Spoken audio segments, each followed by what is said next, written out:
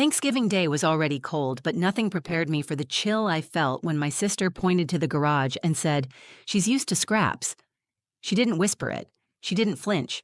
She just handed me a paper plate, turned her back, and walked inside to her perfect dining room where the rest of the family was already seated under golden lights and polished chandeliers. I stood there for a second, holding that flimsy plate, my kids behind me, Micah and Layla, 12 and 9. Neither of them said a word.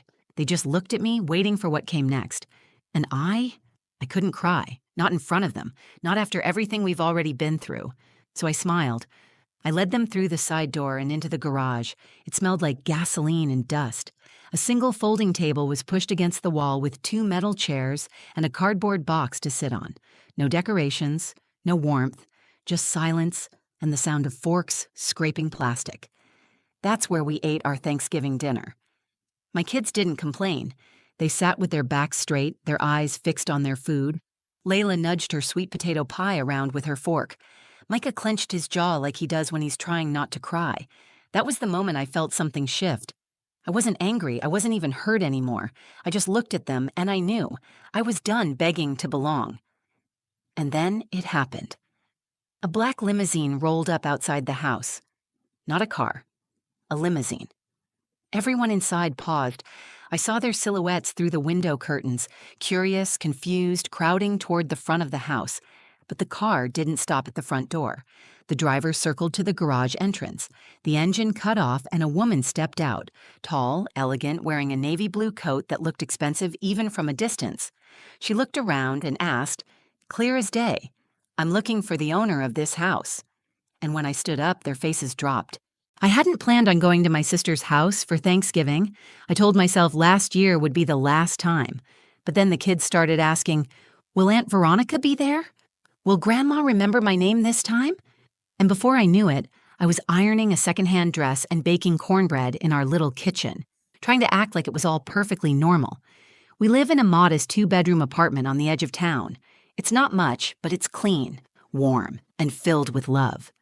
I work long shifts as a receptionist at a pediatric clinic, and I pick up freelance writing jobs on the side. It doesn't leave much time or money for extras, but my kids don't complain. They never have. Micah's 12 now, already taller than me. All quiet strength and thoughtful eyes. Layla's 9 and still believes the world is mostly good, though I can see that belief wobble a little more each year. The morning of Thanksgiving, I stood in front of the mirror trying to decide if my old boots looked presentable enough. I told myself it wasn't about impressing anyone. I was doing it for my kids. But the truth is, part of me still wanted to be seen. My sister, Veronica, lives in a gated community where even the trash cans look rich. Her house is huge and cold, the kind that smells like lemon polish and things you're not supposed to touch. She married well, as my mother likes to say. Blake is an attorney, smug and polished, always has a Bluetooth in his ear and something condescending to say about public schools. They have 3 kids, nannies, a Range Rover, a housekeeper who doesn't speak much English. Veronica and I haven't been close since we were teenagers. She was always the one with perfect grades, perfect hair, perfect everything. I was the artsy one, the one who scribbled in notebooks and had potential, but never quite made it. When I pulled into her driveway, the party was already in full swing. I could hear laughter from the backyard and the clatter of dishes through the open windows. I took a breath and turned to the kids. "You 2 ready?" Layla nodded, cradling the sweet potato pie she'd helped me make. Micah just said, "Let's get it over with." I knocked once and stepped inside. Nobody came to the door. They never do. It was always the same, me entering like a guest at my own family's party. My mother, Elaine, barely looked up from her glass of Chardonnay. She was perched on the edge of the couch, watching Veronica's kids put on some dance recital in the living room. "Hi, Ma," I said, placing the pie on the counter. She blinked at me, smiled vaguely, and turned her attention back to her granddaughters. "Oh, you look tired," she said in that way she does, as if it's concern, but really it's judgment in a velvet dress. Veronica appeared from the kitchen in heels too high for someone making mashed potatoes. "Oh, you brought something," she said, eyeing the pie. "That's cute." Blake strolled by, holding a glass of something amber. "Hey, Cal," he said, using the nickname I hate. "Kids look big." We weren't offered seats. We weren't offered drinks. There was no help yourself, No welcoming gesture, no warmth. My cousins were all there, chattering, pouring wine, passing appetizers from one manicured hand to the other. And then there was me, standing in a corner with my 2 kids, smiling through the awkwardness like I always do. Layla whispered, "Can I give Grandma my pie?" I nodded. She walked over and held it out to my mom like she was handing her a treasure. My mother took it, looked at it for half a second, and said, "Oh, sweet potato, how quaint." That was when I realized I'd made a mistake. But it was too late to leave. Dinner was being served, and I figured maybe we'd at least have a seat at the table. Just 1 hour, I told myself. I could endure anything for an hour. Then Veronica walked in, holding a stack of paper plates. Her eyes met mine, and I swear she smiled. "We're a little short on space," she said loudly, as if she were announcing it to the whole room. "So I set something up for you guys in the garage." I didn't understand at first. "The garage," I repeated, almost laughing, thinking it was some weird joke. She nodded, dead serious. "Yeah, you're used to scraps, right?" Every conversation in the room stopped. No one said a word. And just like that, I knew I was back where I always was, unwanted, overlooked, shoved aside like a stray dog who got in through the back door. My kids looked up at me, waiting to see what I'd do, so I smiled. I took the paper plates from her hands, and I walked them to the garage. The garage was cold. Not just physically cold, though it was that, too, with a thin draft slipping through the side door and the concrete floor leaching the warmth from our shoes, but emotionally cold. A place that wasn't meant to hold people, let alone family. It smelled like oil, cardboard, and neglect. There was a folding table set up against the far wall, 2 chairs and a crate, no centerpiece, no tablecloth, just a roll of paper towels and a few flimsy utensils. One of Veronica's kids' old booster seats sat dusty in the corner like a silent insult. Micah sat down slowly. Layla looked around, then reached up and touched my hand. "Is this where we're eating?" she asked quietly. I nodded. She didn't say anything else, just climbed onto the crate and rested her elbows on the table. Her little dress bunched awkwardly under her, and I saw her trying to smooth it out like it mattered, like someone would notice. I laid out the food we'd been given, turkey slices barely warm, some mashed potatoes with no gravy, and green beans that looked like they'd been microwaved in a plastic bag. No cranberry sauce, no bread, no second helpings. No one came to check on us. Micah held his fork for a long time before finally stabbing at a piece of turkey. "Why'd they put us out here?" he asked, not looking at me. I didn't have an answer. Layla's eyes were shiny, but she blinked fast, trying to be brave. "Did we do something bad?" I swallowed hard. "No, baby, you didn't do anything wrong." "But they're all inside," she said, "and we're out here. It doesn't feel like family." I could barely breathe. My chest was tight with the kind of ache that's more exhaustion than pain, when you've spent years trying to prove yourself to people who've already decided you don't count. I wanted to storm back in there, flip the table, scream. I wanted to throw their fake kindness in their faces and tell them exactly what I thought. But instead, I looked at my children and felt something even stronger. I felt shame. Not because I had done anything wrong, but because I had let it get this far, because I had dragged them into it, because I'd convinced myself year after year that maybe this time would be different. Maybe I could show up and be welcomed, respected, seen. I'd built my entire life trying not to be a burden, never asking for help, never taking up too much space, always saying thank you even when the kindness was hollow. I thought if I played by the rules, if I smiled enough, worked hard enough, kept my mouth shut, I'd eventually be let in. But I was still in the garage. And it wasn't just about a table. It was about being told you're not part of the real family, that you're an inconvenience, that you don't measure up. And watching your children feel that too, for the first time maybe, but knowing they'll remember it forever. Micah looked at me again, his jaw tight. "Can we just go?" His voice wasn't angry. It wasn't even sad. It was flat, number. And somehow that hurt even worse. I reached over and squeezed his shoulder. "Soon." We sat there in silence, eating slowly, the sounds of laughter and clinking glasses drifting in through the walls like a cruel echo. Every so often we'd hear someone open the fridge on the other side of the wall or the hum of the dishwasher, but no one came out, no one checked on us. I heard Veronica's laugh, sharp and bright, like it was coming from a stage, and my mother's soft reply, something about the wine being just perfect this year. No mention of us, not even a fake one. Layla finally spoke. I miss our house, even if it's little. Micah added, it's not little, it's just enough. And I could have cried right then. But I didn't. I smiled at them, even if it felt like my face might crack from holding it in. I said, we'll go home soon. And when we do, we're going to make hot chocolate, and we'll play Monopoly, and we'll be thankful for what we have, not what they think we should want. They both nodded. That's when I realized something I should have seen years ago. This wasn't my family anymore. Blood makes you relatives. Behavior makes you family. And my family was sitting right in front of me. Still, as I started cleaning up our plates and preparing to leave, I couldn't help but glance back at the house one last time. That's when the headlights swept across the driveway. A long, sleek black car pulled up slowly, quietly. A limousine, not a visitor's SUV or one of Blake's work clients. A limo, with tinted windows and a driver in a cap. Micah squinted through the garage door's dirty window. Is that? The engine shut off. We waited. And then the back door opened. A woman stepped out, and everything changed. The limousine door didn't swing open right away. It eased out, slow and deliberate, like whoever was inside wasn't in a rush, like they already knew they had everyone's attention, even from the garage. I stood completely still, my hands clutching the sides of the paper plate I hadn't thrown away yet. The kids had frozen too. Even they knew this wasn't normal. You don't get random limousines showing up in quiet suburban neighborhoods on Thanksgiving Day. Micah leaned closer to the window.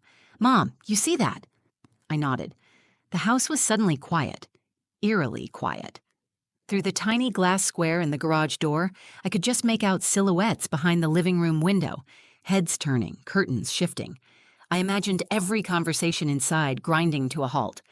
The driver stepped out first, tall, pale gloves, crisp uniform. He said something to the passenger, then stepped back and opened the door. And then she appeared. A woman, maybe late 60s, early 70s. Gracefully aged, tall and elegant, wearing a long navy blue wool coat that practically whispered money. Not flashy, not gaudy, just real. She looked like someone important, but not the kind who needed to prove it. She didn't head for the front door like everyone expected. She turned toward the side gate, and then she walked, directly toward the garage. Micah whispered, Is she, coming here? Layla stood up slowly, pressing close to me like she wasn't sure if she should be nervous or excited. The woman stopped just outside the garage door. I opened it halfway. She didn't flinch at the cold or the draft or the sight of 3 strangers with paper plates and a folding table. Instead, she smiled. Excuse me, she said, her voice smooth and calm, like she was just asking for directions at a bookstore. I'm looking for the owner of this house. For a moment, I assumed she meant Veronica. Maybe a friend, a client, one of Blake's colleagues, but something told me she already knew the answer. I swallowed and replied, That would be my sister. She's inside. The woman tilted her head. And you are? Callie Rivers. She took a slow step forward. Yes, you're exactly who I came to see. The garage was dead silent. Layla clutched my fingers tighter. Micah stood taller, like his instincts were kicking in, and he wasn't sure if he needed to defend me or run back inside. I asked, cautiously, Do I know you? She smiled again, but this time it held something more. Something like familiarity. My name is Margot Ellington. I'm the founder of Women Forward. We run community outreach and mentorship programs across the state. About 5 years ago, you volunteered with one of our shelters. You wrote a series of blog posts afterward, raw, honest, beautifully written. My eyes widened. I remembered that. It was right after I left my husband. I was crashing on a friend's couch with the kids, scraping together every penny I could. I'd spent my evenings volunteering at a women's shelter just to feel useful again. I'd written about the experience, not to be noticed, but to process. I posted it on a personal blog with maybe 20 readers. I've been following your writing ever since, she continued. You have a way of making people feel seen. We need that now more than ever. I couldn't think. I just stared. She went on. We're putting together a speaker series for our national summit next spring. I'd like you to be our opening keynote. We'll handle everything: travel, accommodations, childcare if you need it. And we're offering a publishing contract for your story. Your voice matters, Callie, and it deserves to be heard." I didn't answer right away. I could feel the weight of the moment, the warmth creeping up my neck, the disbelief, the part of me that still thought someone like her couldn't possibly be here for someone like me. Micah finally broke the silence. "Wait, she wants you to speak?" Layla turned to me, eyes wide, hopeful. "Because of your writing?" Margot looked at them both and said, "Because your mom is extraordinary." And for the first time in a long time, I believed it. I glanced back toward the house. I couldn't see their faces, but I knew they were watching. I could feel it. The confusion, the tension, the disbelief rippling from the living room all the way to the garage. They had shoved me out here to keep me small. But now a limousine had pulled into their driveway, and a woman in a navy coat was asking for me. I turned back to Margot. I nodded. Yes, I'd be honored. And just like that, everything began to shift. Margot reached out her hand, not in some dramatic, over-the-top way, but with the quiet confidence of someone who wasn't just offering an opportunity. She was offering respect. Real, earned, long overdue respect. I stepped forward, my fingers wrapped around hers, and in that moment something in me stood taller. Not out of pride, but out of recognition. The kind that only comes when someone finally sees you for who you really are. "I'll grab my coat," I said, almost breathless. "You won't need it," she smiled. "We'll take good care of you." Micah grabbed our leftovers and held them like precious cargo. Layla slipped her hand into mine again, her eyes glowing like she was watching a movie and realizing her mom was the main character.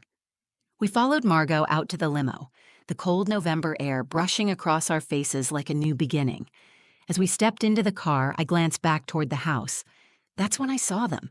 The curtains in the dining room were still parted just enough to reveal the entire scene. Veronica stood with a wine glass frozen in her hand, mouth slightly open like she couldn't quite process what she was seeing. Blake hovered behind her, his arm limp at his side. My mother sat at the end of the table, eyes narrowed, trying to make sense of it all. They looked confused, not angry, not embarrassed, just stunned. As if the universe had flipped the script and handed the spotlight to the person they'd pushed into the shadows. The car door closed with a quiet thud, sealing us into a world that, for once, felt like mine. The seats were soft, warm. The lights inside were dim and calming. Margot spoke to the driver through a small window, then turned her attention back to me. "We have dinner reservations downtown. I thought we'd discuss the summit, the contract, and what kind of support you'll need for the next few months." I nodded, still slightly in disbelief. Wow. Yes. That sounds perfect. Layla whispered, "Is this what it's like to be famous?" I laughed, not out of arrogance, but with joy that spilled out before I could stop it. "No, baby," I said. "This is what it's like to be respected." Micah sat across from us, watching everything. He didn't say much, but he didn't have to. The way his shoulders relaxed, the way he finally looked proud instead of protective. That was enough. As the limo pulled out of the driveway, I caught one final glance in the side mirror. The house looked smaller now, not physically, but symbolically. It didn't feel like something I needed anymore. I wasn't hoping for a seat at that table. I wasn't fighting to be part of that world. I was building my own table now, one where my kids would never have to wonder if they were welcome. Dinner that night was like something out of a dream. Linen tablecloths, real silverware, warm bread in a basket, and servers who called me ma'am like I mattered. But the real magic wasn't in the food or the service. It was in the conversation. Margot wanted to know my story, all of it. She listened, not to respond, not to correct, but to understand. She took notes when I mentioned the challenges of being a single mom, the way people make you feel like a failure just for surviving. She nodded when I talked about staying up until 2 a.m., writing blog posts after putting the kids to bed. She smiled when I described how Layla helped me color code job applications and how Micah once Googled how to pay rent with no money because he heard me crying in the kitchen. "We need your voice," she said again. "People think inspiration has to come from big, glamorous lives. But it's the quiet fighters who show the most courage, the ones who keep showing up even when no one's watching. When the check came, she waved it away. You've already paid enough. Let us take it from here. The ride home was quiet, not because we had nothing to say, but because peace doesn't make a lot of noise. I tucked Layla into bed that night, and before I turned off her light, she said, "I'm glad they put us in the garage." I blinked. "You are?" She nodded. "Yeah, because if they didn't, the limo wouldn't have known where to find us." That stopped me. She was right. Sometimes you're pushed to the margins so you can find the path you were meant to walk, or so it can find you. I kissed her forehead. "You're smart."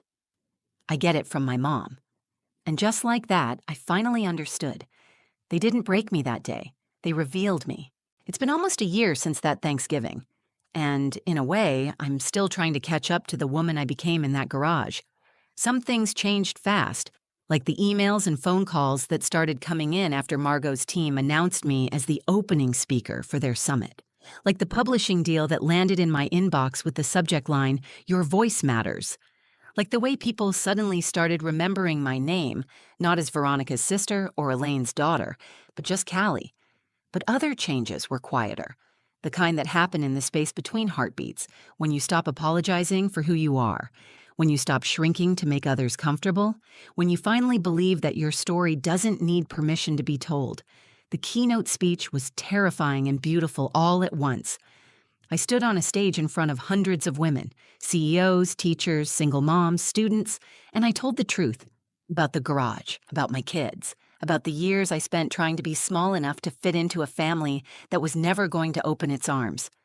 I watched strangers cry. I watched them nod. I watched women line up afterward just to say, "Thank you, that was me." And in that moment, I felt more at home than I ever had around my own family. The book came a few months later. We titled it More Than Scraps. I cried when I saw the cover. My name in bold, not buried in fine print or hidden behind someone else's. My name, my words, my worth. The money wasn't life-changing, but the validation was. Micah started writing too. He keeps a journal now, and last week he read me a poem he wrote called "Chairs Don't Make the Table." He doesn't say much about that Thanksgiving anymore, but I know it left a mark, and I think he's learning to turn it into something good. Layla's still Layla, curious and kind, always watching. She asked if we could host Thanksgiving this year, just us and a few friends. No folding chairs, she said, only couches and pillows and warm food. So we did. The living room was too small for everyone to sit at once, but no one cared. People ate on laps and floors, laughing and sharing seconds. There were candles, music, and love, real love, wrapped around everything like a soft blanket. No one asked why we weren't at Veronica's, and I didn't offer. My mom sent a short message that morning, just 2 lines. "Hope you're well. Miss you sometimes." I stared at it for a while before replying. "We're doing fine. Hope you are too." No anger, no bitterness, just peace. Because here's what I've learned since that day in the garage. You can waste years trying to earn the love of people who have no idea how to give it. Or you can give that love to yourself and watch how it changes everything. There's power in walking away. There's power in building your own table. And sometimes, when you least expect it, the world shows up with a limousine and reminds you, just because they didn't see your worth doesn't mean it wasn't there. It was. It always was. And maybe, just maybe, being sent to the garage wasn't the insult I thought it was. Maybe it was the spotlight I didn't know I needed. If this story meant something to you, if you've ever been made to feel small, invisible, or not good enough, I want you to know you're not alone. And you never were. We all deserve a seat at the table. But if they won't make space for you, build your own. And trust me, the right people will show up. If this video resonated with you, please give it a like. It helps more than you know. Share it with someone who needs to hear it today. And if you're new here, or if you felt something real in this story, subscribe to the channel. We tell stories that matter, and yours might be next. Drop a comment below. Have you ever had a garage moment, or a time when everything changed unexpectedly? I read everyone, and I'd love to hear from you. Thanks for watching, and for being part of something bigger. I'll see you in the next story.